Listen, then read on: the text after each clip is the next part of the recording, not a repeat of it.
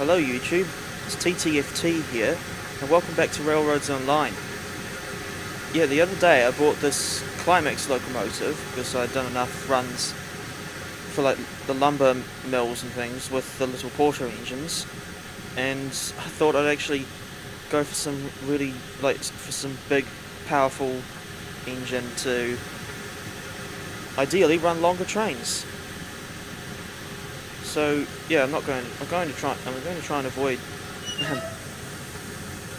blabbering for too long. I'll just try to get this engine going as quickly as I can. Yeah, there's two geared logging engines in this game. Obviously there's this Climax and the other one is the Heisler, but I haven't got the Heisler yet. Yes, I've given this engine the number 3 simply because it was the third engine in the collection. Or in my collection at least. Because obviously this is Betsy, the starter engine, and that just has the number 1.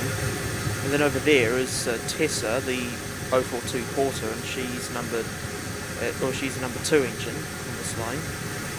And obviously here it is, well, you can see the name there. And this is obviously the third engine. That's one of the many things that I like about this game, is the fact that you can give these engines custom names and numbers. Yeah, so I'm pretty sure, so from what I've seen, yeah, when you get a new engine, it'll spawn in with a full load of firewood and water. And obviously you need to make sure that yeah, you can only pick up 5 bits of firewood at a time. And then you just chuck it in the fire and wait for the steam pressure to build up. So we've got plenty of firewood in there. Oh, I forgot about this. This is a hatch, like a working hatch. Although I'm not really sure why that's there. Though I dare say it's probably to do with crew ventilation.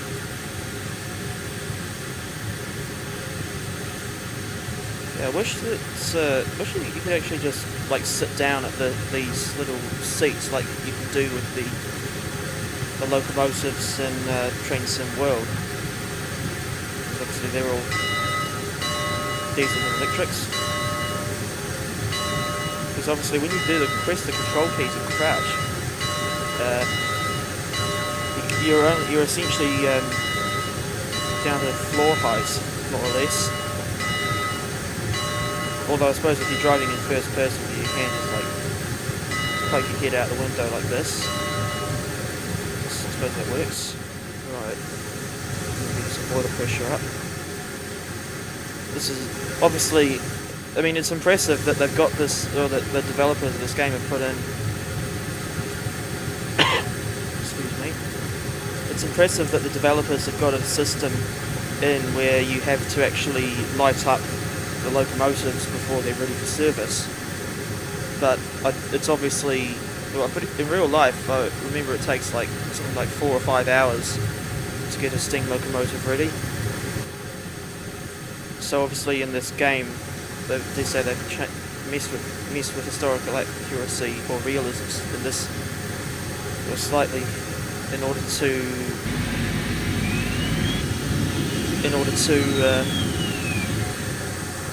well, I guess obviously because you don't want to wait 4 hours in a game for an engine to be ready. And also, here's something else. Those porter engines don't actually have this little generator thing, and yeah, that's it there, just there in front of the steam dome. And I think what happens, and I've seen this in real steam locomotives, is that if you put the generator on, as I said, it's like a steam generator, you can get the headlights to work. It's funny how I kind of like how the rear headlight is very high up on top of the cab. It's like that on the Heisler, but as it stands now, I don't have the Heisler. Let's see what the whistle sounds like. I haven't tried this yet. That's good. Well, A, it's different from the Porter whistles, and B, it reminds me of K88. Right, now I remember from the video I was watching last night with the price that it's very easy for because these geared engines have such a high tractive effort. I think the Climax is like 9,000 pounds of force, whereas with the Heisler it's like 11,000. And yeah, I remember in this video that it was quite easy to wheel slip. If anything, it's almost like the triplex engines. If anyone knows about the triplexes, because those engines were built, I think there were 3 of them built for the Erie Railroad and 1 for the Virginia Railway. And the Erie engines, I think they were built about 1915. And I remember that those, well, not just the triplexes, but like articulated engines in general, always had a lot of trouble with wheel slip, especially in the case of the triplexes, because obviously those engines had 3 sets of drivers, and one of them was under the tender, and it was that 3rd set of drivers that would, I think that was the most prone to wheel slip, because yep, got working air brakes. So where's the wagons? Okay. If you can still hear me over the sound of the engines exhaust, I did try lowering the master volume to hopefully it fix it, although I'm not sure why anyone would want to.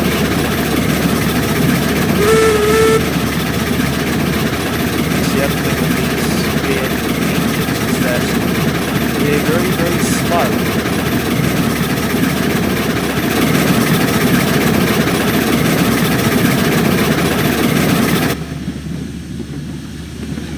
Oh, no wonder, it's because I've got the sodding, because I still have the sodding brakes on. But that's pretty impressive that we still managed to get this thing up to some speed when the brakes were still hard on. Yeah, I don't know if the generator even does anything, so yeah. Especially, there's so much point in like having these lights on, considering that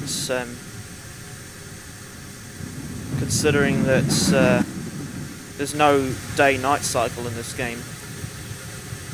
Wait a minute. Oh, for God's sake.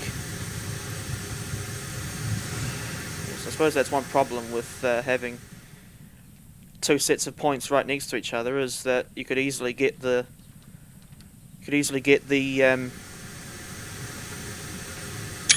wrong points. No, I'm hoping that it'll actually teleport back to the. That'll do. I hope. Oh, for God's sake. Seems like nearly every time I play this sodding game, there's always a derailment.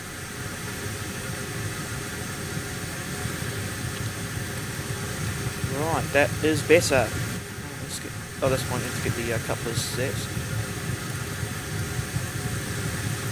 Yeah, so as I was saying, with like the triplex engines, because the rear drivers were because of where the rear drivers were, under the tender, I think those were the ones that were most prone to wheel slip, because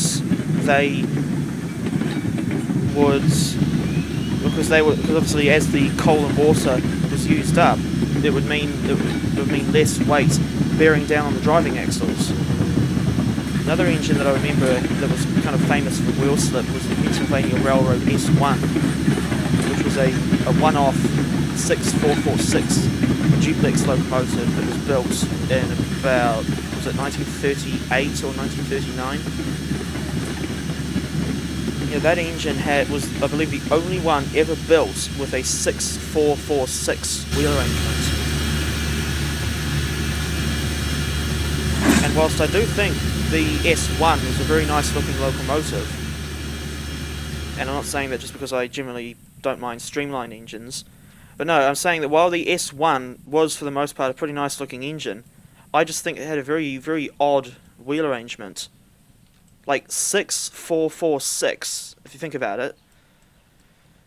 That means that the locomotive had less driving wheels than or than unpowered leading and trailing wheels.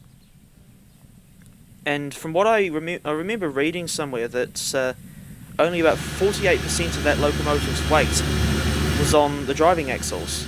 So no wonder that thing had a lot of problems with wheel slip. I think another famous Pennsylvania Railroad design that was plagued by wheel slip issues were the T1s. If anything, I think the T1s are probably more famous than the S1.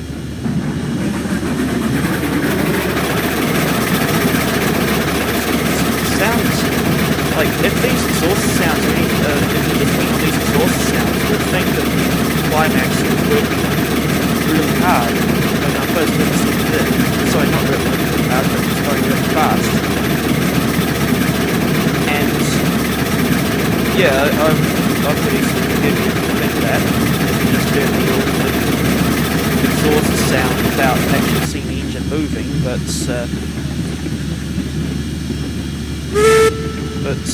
yeah, that's one of these things that these geared engines were, and I guess still are, famous for, is that they were not built for speed, they were built for power. So they were designed for lines, I think they were designed to work on like cheap or not very well laid logging lines in very hilly parts of the US. Obviously it didn't just work in the US, it also worked in New Zealand. Pretty sure there's also a Climax that's preserved on the Tauranga Railway in Australia. And I think there's at least two high-slope preserved in New Zealand, and I know that because I've seen both of them. Although neither of them were actually in service.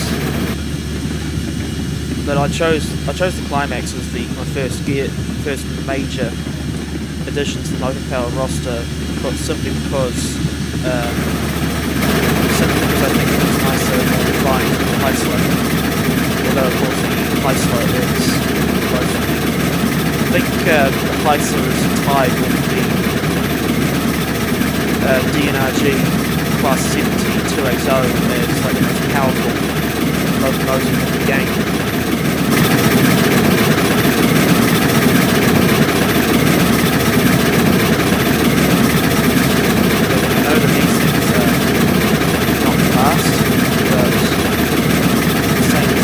I know that these geared engines are not designed to be fast, but at the same time, I hope this one could go a little faster. That's the other thing, is that I think just for the sake of trying to keep videos short, I don't think I'll run this, I'll run the Climax or like the Climax.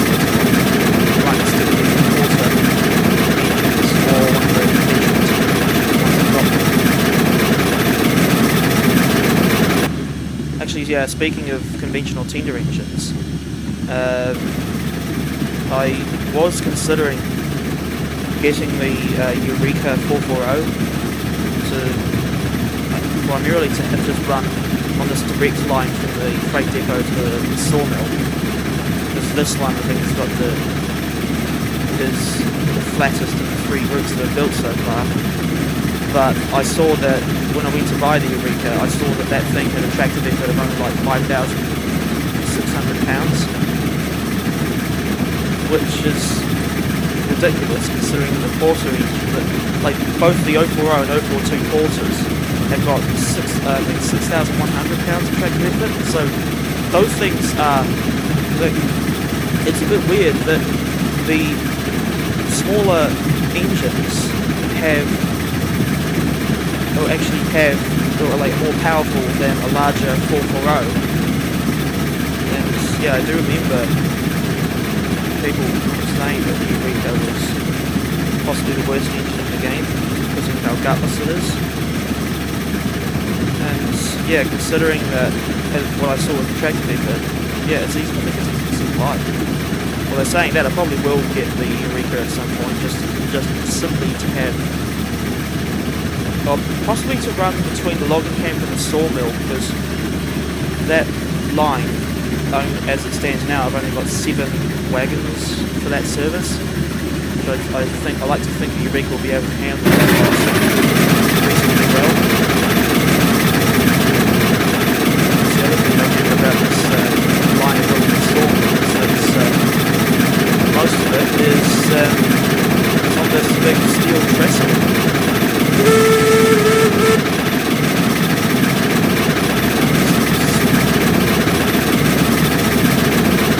Yeah, I think it needs to get up to the high school and put them open.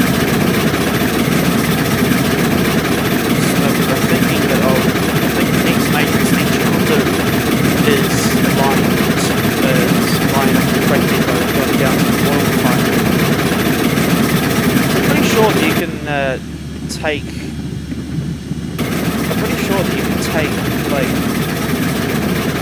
unrefined crude oil just straight to the freight depot, and presumably you'll be able to sell it for a decent amount of money, especially in this day and age, considering how much oil, well, I think oil is worth quite a lot of money these days.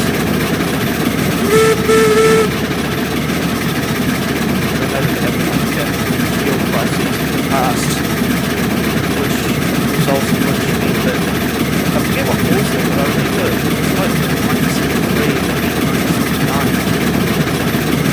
There was a period of time back in those days when oil was very expensive. Then of course, I think this year there's been that strange fuel crisis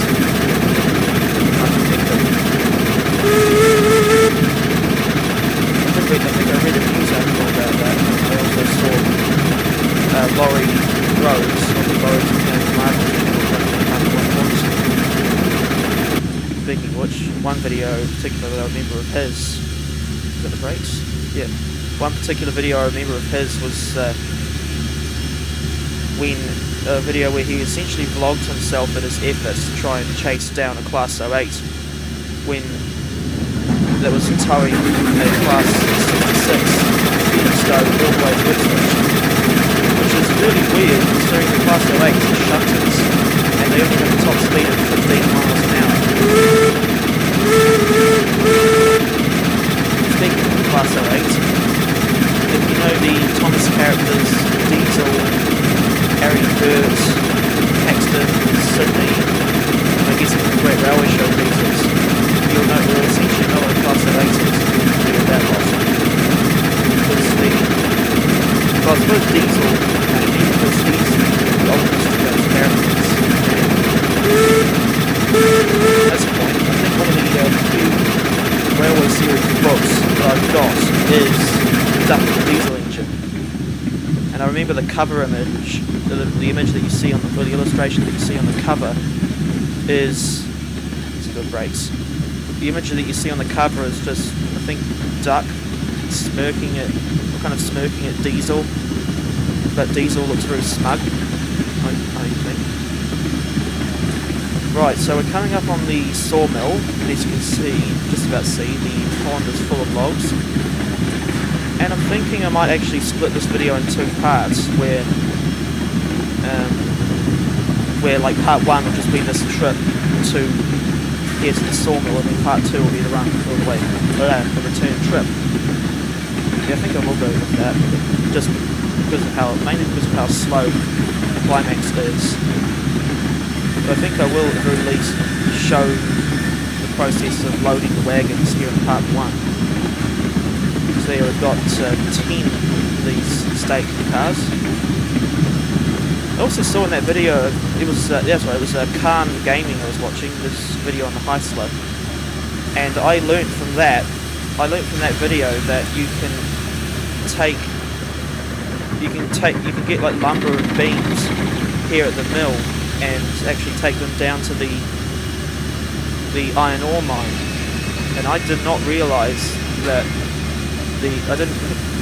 obviously you can see where the iron ore mine is on the map, and I did not realise it was there, like it's such a hilly part of the map. Like I didn't really notice, but Jeez, this really is quite a hilly map. And I remember Khan saying that he was struggling for absolutely ages to try and get an engine that was powerful enough to tackle the climb to the iron ore mine, and he found one in the Heisler. Although, for whatever I do remember in the video, he kept saying Heisler wrong. He kept saying it was Hessler. But no, I'm pretty sure. I've always known that word as being pronounced as Heisler. And I'm obviously not attacking Khan for getting the pronunciation wrong. I do admire his efforts to make YouTube videos almost like Rob, although obviously they're like quality of mine. That's not to say mine aren't bad though. It's, never mind. But yeah, I'm not sure. Yeah, I even saw in that video that there were areas at the iron ore mine where you could actually load up the unload the stake cars, and I'm just thinking, why would an iron ore mine need lumber?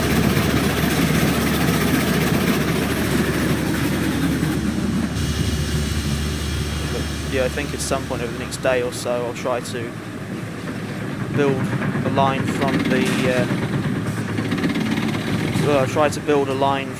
the depot down to the refinery. Sorry, not the refinery, just the oil field. Although the only problem there, I think, is I would probably need to buy a tender engine to do that run, as well as at least 6 oil tankers.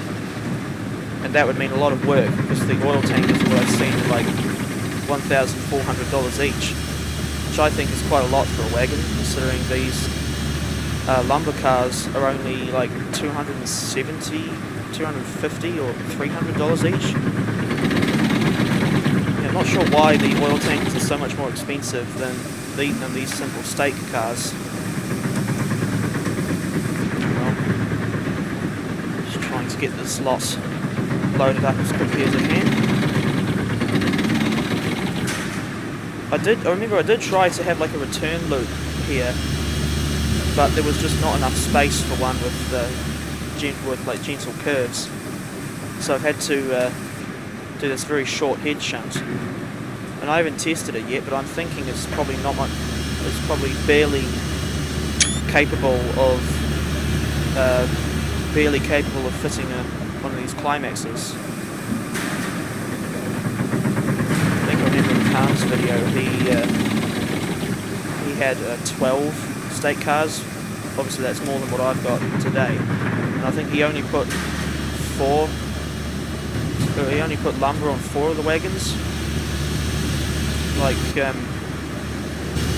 plywood on. And then the rest of them were loaded with beams. Now I don't actually know which of these two commodities actually represent more money, but I would assume it's lumber, because these wagons are able to transport 6 loads of lumber, but only 3 loads of beams. And I think I'm pretty sure I don't know if it says, but I think don't you get like a tenner for each individual unit of cargo? I probably got that completely wrong. I really don't know how the economics of this game work. But yeah, I will try to. I'm going to try and get as many wagons loaded with lumber as possible, because I want to try and get as many individual units of cargo down to the depot. But yeah, looking at the map and seeing the terrain between the depot and the oil field, it sort of looks like, well, I hope that the gradients on that route won't end up being too stiff, or steep, rather. That's the other thing I wish this game had. Rack and pinions, like the ability to do like a rack and pinion line. like what you see on the Snowdon Mountain Railway in Wales, and a whole load of steam or electric pull lines in Switzerland. Heck, I think the engines, the steamers that run on the Snowdon Mountain Railway, I think they were built in Winterthur, Switzerland.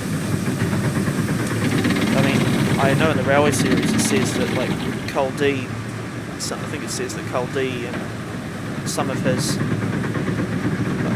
and the other engines on the Culdee Fell Railway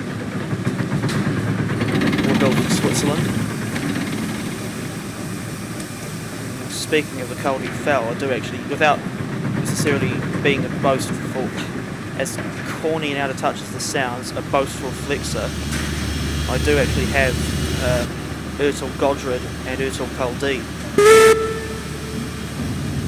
which is surprising because, frankly, I'm not obviously boastful about having so many Ertel engines, but I do have a lot more than Godred and Culdee, by the way. Yeah, I'm more surprised that I've been able to get any Ertel engines, considering I think I've got nearly all of them off of Trade Me, which is, and if you don't know what Trade Me is, it's like it's kind of like New Zealand's equivalent of Craigslist or eBay, as far as I know. And then I guess Facebook has come along with their marketplace feature. I just thought, if you've got Railroads Online as well, what do you think of it? Personally, I think it's certainly one of the better railway games that I've played, but if what I've experienced with trying to get these wagons to stay on the track is anything to go by, some parts of this game can be an absolute nightmare. Like the amount of times I've had to demolish and rebuild the alignment, the railway that I've built between the depot and the logging camp is insane. Or at least that's what I thought. But now I think I've got it to a point where I can safely run 10-car trains up that line. Because a while ago I was actually doing like a top and tail thing where I had the porter, each of the porter engines on their respective end of the train, and I just like shuttle back and forth without really having to do any tedious shunting and like run round moves at each end. Right, so that's now 8 out of 10 wagons loaded. With any luck, we'll be able to get the entire train loaded with just lumber. That's what coincidentally, that's what I was intending for this first Climax video.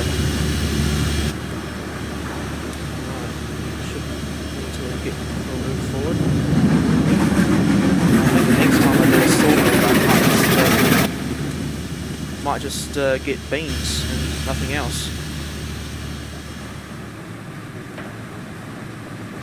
From what I've seen, it looks as though the sawmill is much quicker. What the hell?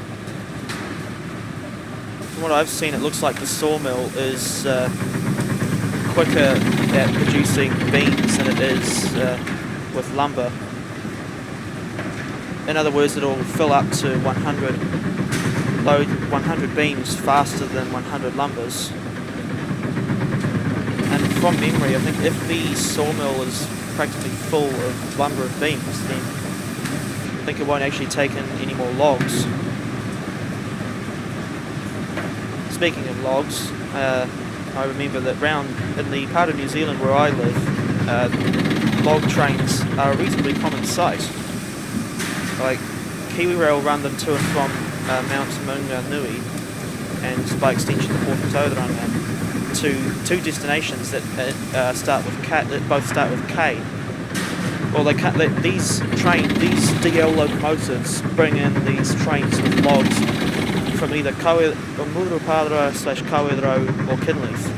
And I'm more familiar with the Kinleith service, of course, since I've been to Kinleith quite a few times, or been down the Kinleith branch quite a few times. And so yeah, I'm certainly no stranger to log trains. In fact, I always kind of like seeing log trains, just as weird as it is. I just think I don't know why, but I always like the smell of logs and log wagons. Yeah, obviously I just realised how weird that sounds. That's just how I roll, I guess. Right, so I don't know how long this, like part 1 has got so far, but I think I will end it. I'll end part 1 here when, or like once I've got this last wagon loaded. I think I do need to nudge the train forward a little bit further. I also remember Khan Gaming saying that, saying how funny it was that these wagons like essentially dwarf the little porter engines, but like with bigger engines like the Climax and Chrysler, the engines now dwarf the wagons. So it is kind of strange. Excuse me. It is kind of surprising how much the size of things can. I don't know where I'm going with this. I'll stop before I sound any more confused than I already am. Now, I think last time I tried this run with this sawmill run just with the piddly little Betsy, I didn't bother running round, but this time I think I will. Actually, no. I'm going to be a bit rebellious, and I'll try to shove this slot. Yeah, I'll try to shove this slot back along the line to the depot. Try to make sure I've got at least 4 screenshots from the thumbnail. But no, this has been essentially the first look at the Climax and Railroads Online. And yeah, I hope you enjoyed it, and I also hope that you'll stick around for more videos coming soon about like Railroads Online, Trainspotter World 2, real trains, all sorts of things. And yeah, this has been TTFT, and I'll see you in part 2.